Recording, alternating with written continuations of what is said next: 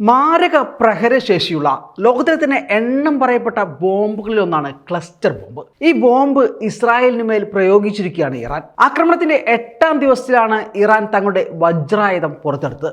അപകടം ഏറെ വിതക്കുന്ന cluster bomb നിരോധിക്കാൻ നേരത്തെ ലോകം മുഴുവൻ ഒന്നിച്ചപ്പോൾ അതിനെ എതിർത്ത രാജ്യമാണ് ഇസ്രായേൽ. ഇപ്പോൾ അവർ തന്നെ ഇറാന്റെ ക്ലസ്റ്റർ ബോംബിന് ഇരയാവുകയും ചെയ്തു. വടികൊടുത്ത് അടി വാങ്ങുക എന്ന് പറയുന്നത് ഇതൊക്കെയാണ്. ഇറാൻ ക്ലസ്റ്റർ ബോംബ് ഉപയോഗിച്ച് ആക്രമണം നടത്തിയതായി ഇസ്രായേൽ സൈന്യം സ്ഥിരീകരിച്ചിട്ടുണ്ട്. ഇസ്രായേലിൽ പ്രയോഗിച്ച ക്ലസ്റ്റർ ബോംബ് അന്തരീക്ഷത്തിൻ്റെ 7 കിലോമീറ്റർ ഉയരത്തിൽ വെച്ച് പൊട്ടി 20 ചെറുബോംബുകളായി മധ്യ ഇസ്രായേലിൻ്റെ 8 കിലോമീറ്റർ വ്യാപ്തിയിൽ വീണു എന്നാണ് ഇസ്രായേൽ സൈന്യം പറയുന്നത്. മധ്യ ഇസ്രായേൽ ടൗണിലെ അസോറിൽ ഇതിലൊന്ന് വീണ് നാശനഷ്ടമുണ്ടായതായും പറയുന്നു. പൊട്ടാതെ കിടക്കുന്ന ബോംബുകളെക്കുറിച്ച് ഇസ്രായേൽ സൈന്യം ജനങ്ങൾക്ക് മുന്നറിയിപ്പ് നൽകിയിട്ടുണ്ട്. 2023 ഉക്രൈൻ US പ്രസിഡന്റ് ജോ ബൈഡന് ക്ലസ്റ്റർ ബോംബുകൾ നൽകിയതായി വാർത്തകളുണ്ടായിരുന്നു. റഷ്യക്കെതിരെ പ്രയോഗിക്കാനാണ് അന്ന് ബോംബുകൾ നൽകിയത്.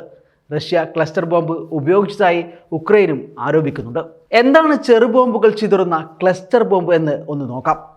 ഒരു മിസൈൽ ഭൂമിയിൽ എത്തും മുമ്പ് പൊട്ടി അതിൽ നിന്ന് 100 കണക്കിന് ചെറുബോംബുകൾ ചിതറി വലിയ വ്യാപ്തിയിൽ സ്ഫോടനം ഉണ്ടാക്കുന്നതാണ് ക്ലസ്റ്റർ ബോംബുകൾ. കൂടുതൽ ആൾനാശം വരുത്താനാണ് ക്ലസ്റ്റർ ബോംബുകൾ ഉപയോഗിക്കുന്നത്. ഇവ കര, ആകാശം, സമുദ്രോപരിതലം എന്നിവിടങ്ങളിൽ നിന്ന് ഉപയോഗിക്കാനാകും. 2000-ഓളം ചെറുബോംബുകൾ ഒരു ക്ലസ്റ്റർ ബോംബിൽ ഉൾക്കൊള്ളിക്കാൻ കഴിയും. ഇതിൽ 40% വരെ പൊട്ടാതെ ഭൂമിയിൽ വീഴും. ഇവയെ ബോംബുലെറ്റുകൾ എന്നാണ് വിളിക്കുന്നത്. ഇവ കുഴിബോംബുകൾക്ക് സമാനമാണ്. ഇത് മനുഷ്യർക്കും ജീവജാലങ്ങൾക്കും ഏറെ ഭീഷണി ഉണ്ടാക്കുന്ന ഒന്നാണ്. ഇത്തരം ബോംബുകൾ പിന്നീട് കണ്ടെത്തി നിർവീര്യമാക്കലും ദുഷ്കരമായതും ചെലവേറിയതുമായ പ്രവൃത്തിയാണ്.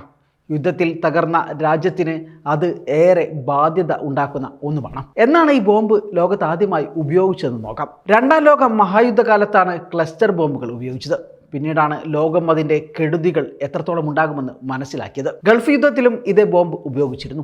വിയറ്റ്നാം, സിറിയ, സെർബിയ, അഫ്ഗാനിസ്ഥാൻ എന്നിവിടങ്ങളിൽ ക്ലസ്റ്റർ ബോംബുകൾ ഉപയോഗിക്കപ്പെട്ടു. പൊട്ടാതെ കിടക്കുന്ന ക്ലസ്റ്റർ ബോംബുകളിൽ പിന്നീട് ഇരകളാക്കപ്പെട്ടത് 94% പേരും സാധാരണക്കാരാണ് എന്ന വസ്തുതയും നമ്മൾ ഓർത്തുവെക്കേണ്ടതുണ്ട്.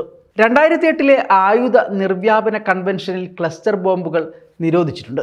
111 രാജ്യങ്ങളാണ് നിരോധന ഉടമ്പടിയിൽ ഒപ്പുവെച്ചത്. നിർമ്മാണവും മറ്റൊരിടത്തേക്ക് കൊണ്ടുപോകുന്നതും നിരോധിച്ചിട്ടുള്ളതാണ് ഈ ഉടമ്പടി. എന്നാൽ നിരോധനത്തെ എതിർത്ത് ഒപ്പിടാത്ത രാജ്യങ്ങളാണ് ഇസ്രായേലും ഇറാനും. അമേരിക്കയും റഷ്യയുമാണ് ഒപ്പിടാത്ത മറ്റു 2 രാജ്യങ്ങൾ. അതിനാൽ ഇവർക്കൊന്നും ക്ലസ്റ്റർ ബോംബ് നിർമ്മിക്കാനും ഉപയോഗിക്കാനും യാതൊരുവിധ തടസ്സവുമില്ല. അതേസമയം ഇറാനും ഇസ്രായേലും തമ്മിലുള്ള കനത്ത ആക്രമണം 9ാം ദിവസത്തിലേക്ക് കടന്നിരിക്കുകയാണ്. ഇന്നലെ രാത്രിയും ഇന്ന് പുലർച്ചെയും കനത്ത ആക്രമണമാണ് നടന്നത്. ടെഹ്റാനിലെയും ഇസ്ഫഹാനിലെയും ജനവാസ കേന്ദ്രങ്ങളെ ഇസ്രായേൽ ലക്ഷ്യം വെച്ചപ്പോൾ ഇസ്രായേൽ തലസ്ഥാനമായ തെൽ അവീവും ഹൈഫയും ഇറാന്റെ തിരിച്ചടിയിൽ വിറച്ചു.